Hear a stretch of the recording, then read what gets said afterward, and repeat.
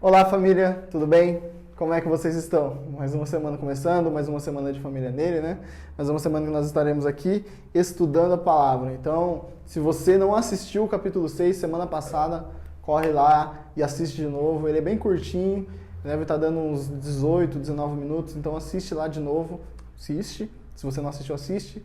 Se você já assistiu, assiste de novo para você conseguir já pegar a pegada aqui do que a gente vai continuar, que é sempre um junto com o outro. Então, o capítulo 7, 6 e 7 é juntinho um do outro. Então, vamos lá, sem perder muito tempo, porque esse capítulo é grande, para a gente não ficar aqui enrolando. Peço para que você possa estar curtindo esse vídeo, se inscreve no canal da igreja e compartilhe esse vídeo. Compartilha esse, compartilha o sexto, compartilha tudo lá, para que a gente possa ir crescendo cada vez mais no YouTube da igreja, tá bom? Então, feche seus olhos, já pega seu caderno aí, que tem muita coisa para a gente ver aqui. Senhor, meu Deus, meu Pai, te agradeço, Pai, por mais esse momento, Deus, te agradeço porque o Senhor é um Deus sempre bondoso, Pai, o Senhor é um Deus misericordioso, o Senhor é um Deus que nunca nos deixa só. Pai, agora nós estaremos estudando da Tua Palavra, estudando esse Atos capítulo 7, aquilo que o Senhor nos deixou de ensinamento nesse capítulo, Pai. Peço que o Senhor possa abrir os nossos olhos, abrir a nossa mente, abrir o nosso coração, Pai, e que o Senhor possa deixar com que a gente possa entender de fato tudo aquilo que está escrito aqui, a importância que tem esse capítulo, Pai. É isso que eu te peço, Pai, já te agradeço em nome de Jesus. Amém. Amém? Então vamos lá? Abre aí a sua Bíblia, Atos, capítulo 7, versículo 1. Só para a gente terminar aqui, vamos voltar, vai. Atos 6:15 diz assim, ó. Nesse momento, todos os membros do conselho olharam para Estevão e viram que seu rosto parecia o rosto de um anjo. E aí no capítulo 7, versículo 1, diz assim: Então o sumo sacerdote lhe perguntou, essas acusações são verdadeiras? Então as acusações que eles estavam acusando a Estevão que ele estava falando contra a lei de Moisés, que ele estava falando que Jesus iria destruir o templo e tudo aquela coisa. Então, aí o sumo sacerdote pergunta a ele, essas acusações são verdadeiras? E aí Estevão responde, versículo 2, irmãos e pais, ouçam-me. Então aqui vai ser um discurso de Estevão. A resposta de Estevão é um discurso. Então ele vai falar acerca de tudo que pode acontecer, de tudo que aconteceu, para que ele possa dar a resposta final dele. Irmãos e pais, ouçam-me. O Deus glorioso apareceu ao nosso antepassado Abraão na Mesopotâmia. Então ele vai lá em Abraão. Antes de ele se estabelecer em Harã, e lhe disse, deixe sua terra natal e seus parentes e vá para a terra que eu lhe mostrarei. Então Abraão saiu da terra dos caldeus e morou em Harã, até seu pai morrer. Depois, Deus o trouxe aqui para a terra onde vocês agora vivem. Então ele começa a fazer uma linha temporal, né? Ele vem explicando de onde surgiu os hebreus. Mas Deus, versículo 5, não lhe deu herança. Não lhe deu herança alguma aqui, nem mesmo o espaço de um pé. Contudo, prometeu que a terra toda pertenceria a Abraão e a seus descendentes, embora ele ainda não tivesse filhos.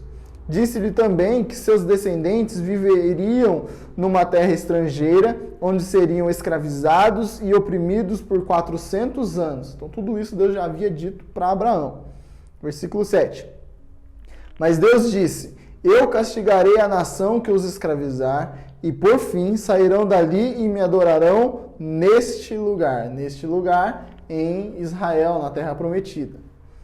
Versículo 8. Naquele tempo, Deus deu a Abraão a aliança da circuncisão. Se você reparar um pouquinho e for olhar lá em Gênesis, ele está contando certinho a história, assim, ó, ponto a ponto, assim, o livro, para que eles pudessem entender qual era a resposta dele no final. Então, naquele tempo, Deus deu a Abraão a aliança da circuncisão. Assim, quando seu filho Isaque nasceu, ele o circuncidou no 8º dia. Essa prática continuou quando nasceu Jacó, filho de Isaque, e quando nasceram os 12 filhos de Jacó, os patriarcas de Israel. Os patriarcas tiveram inveja de seu irmão José e o venderam como escravo para o Egito. Mas Deus estava com ele e o livrou de todas as suas dificuldades. Deus concedeu a José favor e sabedoria diante do faraó, rei do Egito, e o faraó nomeou o governador de todo o Egito e administrador de seu palácio. Então ele começou lá em Abraão, veio falando, Abraão falou da terra, que Deus daria aquela terra para Abraão. Aí fala de Isaac, aí fala de Jacó, fala dos 12 filhos de Jacó e fala de José. Então a gente já está terminando Gênesis e está entrando em Êxodo já. Ó. Ele já está no finalzinho de Gênesis para entrar em Êxodo. Versículo 11. Então veio uma fome sobre o Egito e sobre Canaã. Houve grande aflição e nossos antepassados ficaram sem comida. Então ele está falando aqui daquela época onde José era o governador do Egito e a terra toda estava passando fome. E aí os irmãos dele, os irmãos de José, vão até o Egito atrás de comida. E aí isso já tinha se passado alguns anos já. José foi vendido como escravo, né? E chega e aí chega até governador. Então quando chegam lá, eles não reconhecem a José e toda aquela história. Vamos continuar aqui. Houve grande aflição, versículo 12. Jacó soube que ainda havia cereal no Egito e enviou seus filhos, nossos antepassados, para comprarem alimento. Da segunda vez que foram, José revelou sua identidade a seus irmãos e os apresentou a Faraó. Depois, José mandou trazer para o Egito seu pai, Jacó, e todos os seus parentes, 75 pessoas ao todo. Assim, Jacó foi para o Egito e ali morreu, bem como os nossos antepassados. Seus corpos foram levados para Siquém e sepultados no túmulo que Abraão havia comprado por um certo preço dos filhos de Amor. Aproximando-se o tempo em que Deus cumpriria sua promessa a Abraão, nosso povo se multiplicou grandemente no Egito. Então subiu ao trono do Egito um novo rei que nada sabia a respeito de José. Então aqui a gente já entrou em Êxodo. Você viu que ele já passou, desde Abraão, ele já passou por Gênesis todo e chegou em Êxodo. Versículo 19. Esse rei explorou e oprimiu o nosso povo, forçando os pais a abandonarem seus filhos recém-nascidos para que morressem. Então aqui, Moisés, versículo 20. Por essa época nasceu Moisés, um bebê especial aos olhos de Deus. Seus pais cuidaram dele em casa por 3 meses. Lembre-se, isso daqui é uma resposta de Estevão àqueles líderes religiosos, né, aos sacerdotes. Então ele está dando um discurso, ele está fazendo um discurso e ele está contando toda a história para que possa fazer sentido a resposta dele. Versículo 21. Quando tiveram de abandoná-lo, a filha do faraó o adotou e o criou como seu próprio filho. Moisés foi educado em toda a sabedoria dos egípcios e era poderoso em palavras e ações. Percebe que Estevão tinha muitos detalhes, sabia muitos detalhes acerca da história? Então, Estevão não era qualquer um. Estevão estava cheio do Espírito Santo. Por isso que ele conseguia convencer as pessoas. E isso incomodava muito aquelas pessoas, os religiosos, os mestres da lei lá. Versículo 23. Certo dia, estando Moisés com 40 anos, resolveu visitar seus parentes, o povo de Israel. Ao ver um egípcio maltratando um israelita, defendeu o israelita e o vingou matando o egípcio. Imaginou que seus irmãos israelitas entenderiam que ele havia sido enviado por Deus para resgatá-los, mas isso não aconteceu. No dia seguinte, visitou-os novamente e viu 2 homens de Israel brigando. Tentando agir como pacificador, disse a eles: Homens, vocês são irmãos, por que brigam um com o outro? Mas o homem que era culpado empurrou Moisés e disse: Quem o nomeou líder e juiz sobre nós? Vai me matar como matou um egípcio ontem? Quando Moisés ouviu isso, fugiu e foi viver como estrangeiro na terra de Midian. Ali nasceram seus 2 filhos. Você percebe como Estevão conhecia cada detalhe? Ele não estava lendo, ele não tinha uma Bíblia ali na frente. Mas ele conhecia todos os detalhes daquela história. Primeiro, obviamente, porque era a história do povo dele, então ele nasceu e cresceu ouvindo essas histórias, mas muito também porque ele se interessava e sabia de que daquela linhagem, daquele lugar, nasceria o Salvador. No caso, nasceu o nosso Jesus, e é a ele quem ele devotava toda a vida dele ali. E é por isso que ele estava ali pregando, e é por isso que ele foi preso. Vamos lá, versículo 30. 40 anos depois, no deserto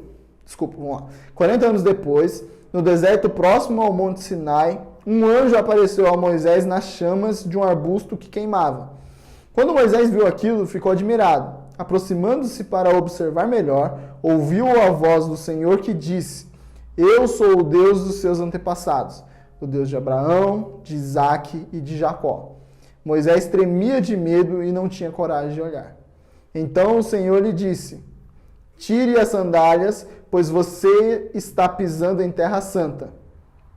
Por certo, tenho visto a aflição do meu povo no Egito, tenho ouvido seus gemidos e desci para libertá-los. Agora vá, pois eu o envio de volta ao Egito. Versículo 35. Era esse o mesmo Moisés que o povo havia rejeitado quando lhe perguntaram: Quem o nomeou líder e juiz? Por meio do anjo que apareceu a Moisés no arbusto em chamas, Deus o enviou para ser líder e libertador.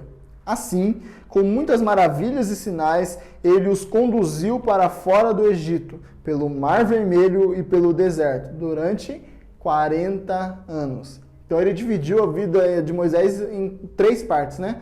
A primeira parte, 40 anos, onde ele viveu os 40 anos no Egito, e aí ele teve que fugir. Mais 40 anos, onde ele conheceu a esposa dele e teve os 2 filhos. E aí ele teve esse encontro com Deus e Deus o chamou para que pudesse libertar o povo dele. E os últimos 40 anos, onde Moisés ele liberta o povo e passa todo esse tempo no deserto. Nós sabemos que o povo ficou 40 anos no deserto, né? Então vamos lá. Presta atenção nesses detalhes. Estevão é muito detalhista nessas coisas. Versículo 37. Esse mesmo Moisés disse ao povo de Israel: Deus levantará para vocês um profeta como eu do meio de seu povo. De novo, esse mesmo Moisés disse ao povo de Israel: Deus levantará para vocês um profeta como eu no meio de seu povo. Qual é esse profeta que Moisés estava falando aqui? Jesus. Moisés já estava profetizando acerca de Jesus. E esse é o ponto onde Estevão pega para poder falar e dar a ênfase na resposta que ele estava querendo dar. Você viu como ele puxou? Ele veio de Abraão para puxar aqui, para conseguir dar a resposta dele. Versículo 38. Moisés estava com nossos antepassados, a congregação do povo de Deus no deserto, quando o anjo lhe falou no Monte Sinai, e ali Moisés recebeu palavras que dão vida para transmiti-la a nós. Mas nossos antepassados se recusaram a obedecer a Moisés. Eles o rejeitaram e em seu íntimo voltaram ao Egito. Então, mesmo que eles estivessem ali no deserto, como eles rejeitaram, como eles não cumpriam aquilo que Moisés havia dito, eles dentro do seu coração eles estavam voltando para o Egito. Eles tinham deixado tudo aquilo de lado. Disseram a Arão, versículo 40, façam para nós deuses que nos guiem, pois não sabemos o que aconteceu com esse Moisés que nos tirou do Egito. Logo, fizeram um ídolo em forma de bezerro, ofereceram-lhe sacrifícios e começaram a celebrar o objeto que havia criado. Então Deus se afastou deles e os entregou para servirem as estrelas do céu como deuses, conforme está escrito no livro dos profetas. Foi a mim que vocês trouxeram sacrifícios e ofertas durante aqueles 40 anos no deserto, povo de Israel? Não, vocês carregaram o santuário de Moloque, a estrela de seu Deus Renfã, e as imagens que fizeram para adorá-los. Por isso eu os enviarei para o exílio, para além da Babilônia. Então ele pega e dá um gap, né? Ele dá um pulo, um salto temporal aí. Ele sai ali do deserto e já pula para o exílio da Babilônia. Então já se passaram bastante tempo aí. Versículo 44. Nossos antepassados levaram com eles pelo deserto o tabernáculo, construído de acordo com o modelo de que Deus havia mostrado a Moisés. Anos depois, quando Josué comandou nossos antepassados nas batalhas contra as nações que Deus expulsou desta terra, foi levado com eles para seu novo território e ali ficou até o tempo do rei Davi.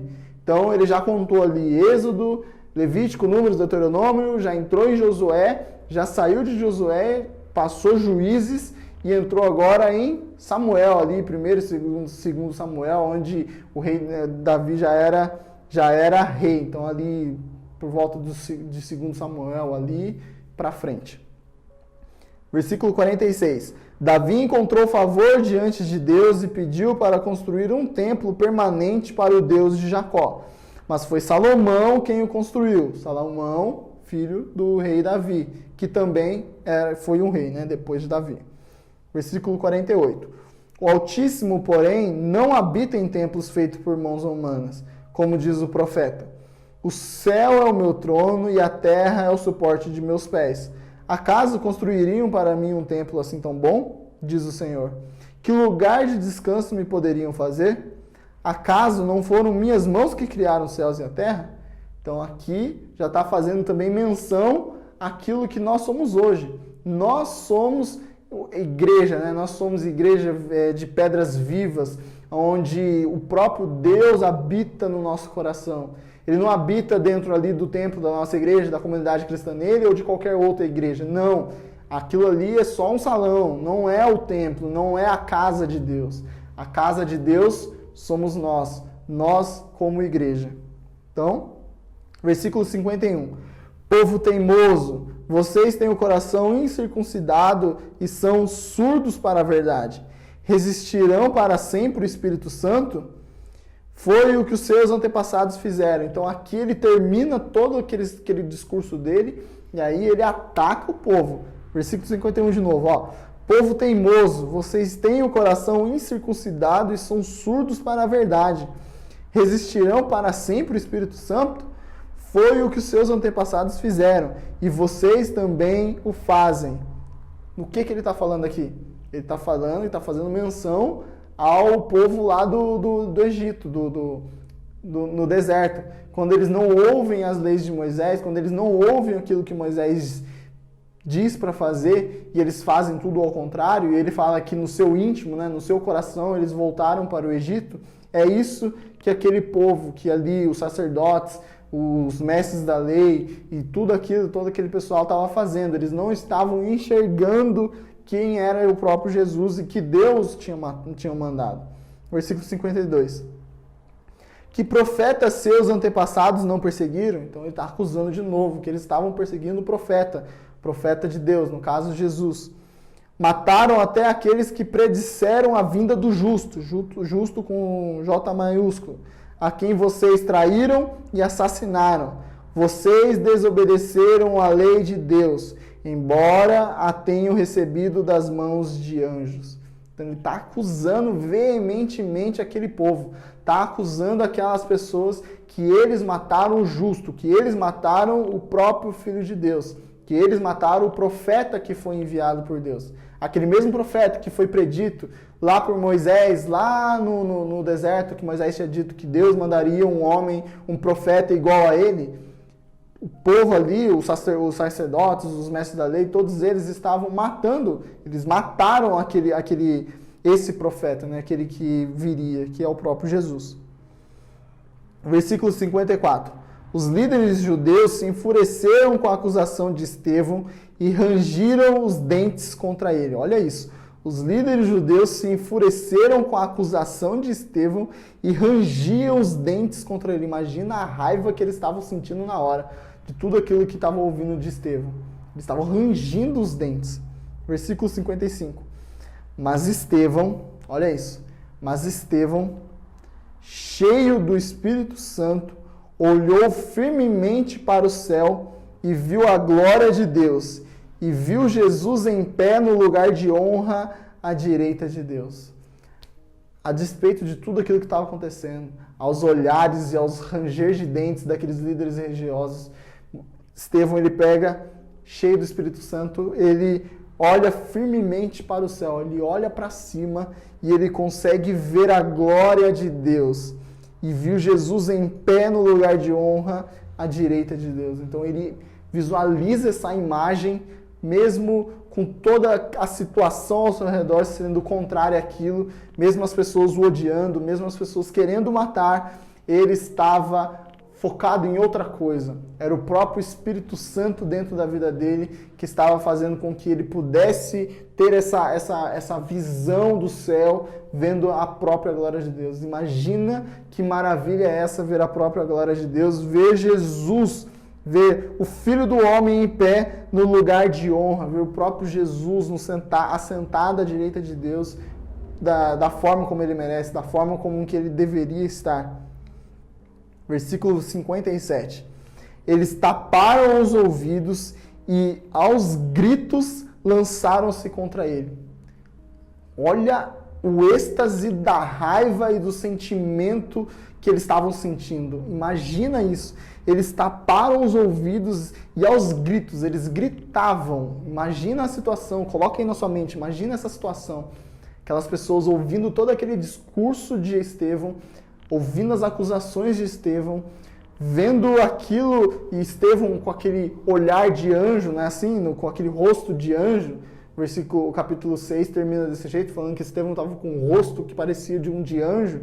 Então imagina essa situação, e eles gritando, aos gritos, lançaram-se contra ele. Versículo 58. Arrastaram-no para fora da cidade e começaram a apedrejá-lo.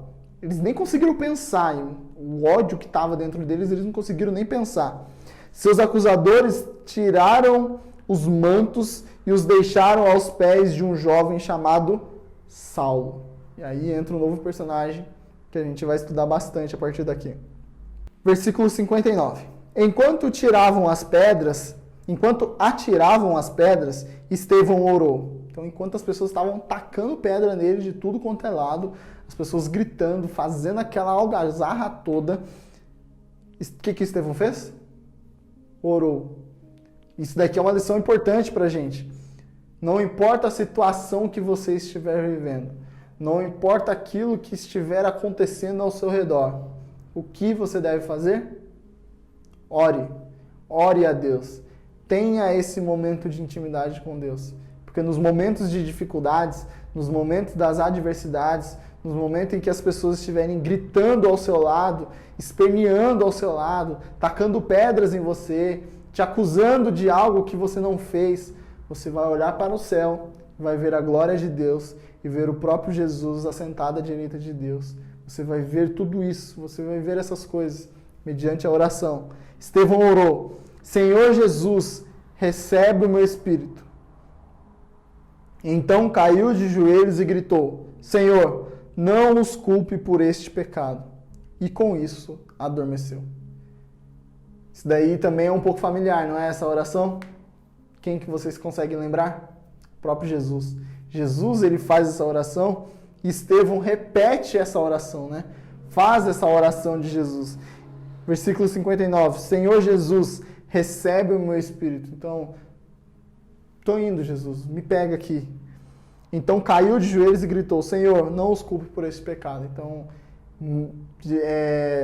Estevão ainda perdoando, né? Lançando o perdão sobre aquelas pessoas, pedindo para que Deus não pudesse imputá-los com aquele pecado que eles estavam cometendo, que era matando um justo, né? Matando aquele que não deveria morrer por isso. Então, e com isso adormeceu. Então, e com isso Estevão morre apedrejado. Estevão é o primeiro mártir da igreja, então a primeira pessoa a morrer em nome de Jesus. Então, Estevão tem esse nome escrito na história, né? Por ser a primeira pessoa que morreu por amor ao nome de Jesus, que morreu por pregar sobre Jesus, que morreu por entender o sacrifício de Jesus na cruz e saber que só Ele é Senhor sobre todas as coisas. E saber que Ele é o próprio Filho de Deus e que está sentado ao lado de Deus, à direita de Deus.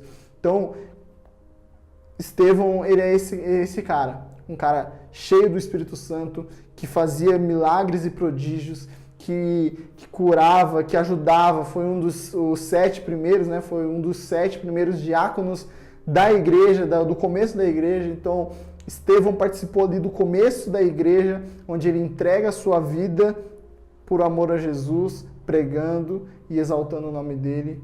E é maravilhoso a gente ver isso, né? É maravilhoso a gente ver essa história, onde ele vem contando, o discurso dele, ele vem contando desde Abraão, para que ele possa amarrar toda essa história, dizendo que Jesus é a resposta para tudo aquilo que está ali atrás, tudo aquilo que foi contado, tudo aquilo que o povo viveu, né?